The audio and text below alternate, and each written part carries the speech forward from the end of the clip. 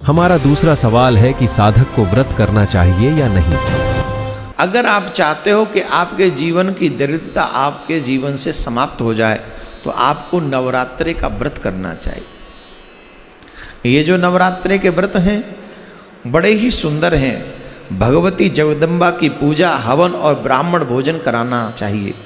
व्रत के सर्वदा पालन करने से ज्ञान और मोक्ष तथा सुलभ हो जाते हैं।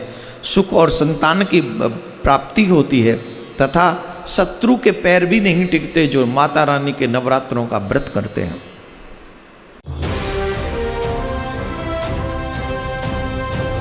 जैसे आज एकादशी है, एकादशी में हमें व्रत करना चाहिए। मेरा भी आज व्रत है, पर कौन सा व्रत है? एकादशी के दिन हमें अन्न ग्रहण नहीं करना चाहिए। तो इस तरह से हमें समझना चाहिए कि हम अगर व्रत करें तो इसमें एक इमोशनल एस्पेक्ट भी है, और साथ में भगवान कहते हैं जो व्रत रखते हैं उनके हृदय में कृष्ण प्रेम बढ़ता है, उनके शरीर का शुद्धि होती है, उनके अहंकार का नाश हो जाता है। इतने फायदे।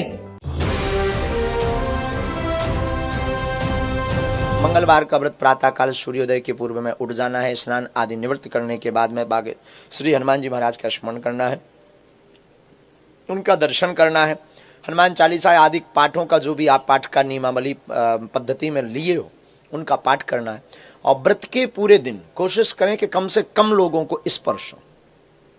और व्रत के पूरे दिन नाखून, नखशिख यानी बाल, नाखून छौर कर्म नहीं करना, न काटना है। छठे अध्याय के 16वें श्लोक में फिर ये भी कहा कि अर्जुन यह योग न तो बहुत खाने वाले का और न बिल्कुल न खाने वाले का। बहुत खाना तो यूँ है पेट डडी पक्का खा ले अंगड़ाई टूटे, भक्ति हो को ना। और बिल्कुल न खाना, व्रत रखना।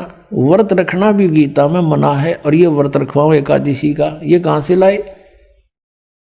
और न बहुत सहन करने वाले, सोने वाले का, और न अधिक जागने वाले का सिद्ध होता। यानी 16वें में तो ये भी कंसेप्ट क्लियर कर दिया है कि व्रत रखना भी व्यर्थ है, और ये एकादशी का व्रत तो बहुत महत्वपूर्ण कर बताते।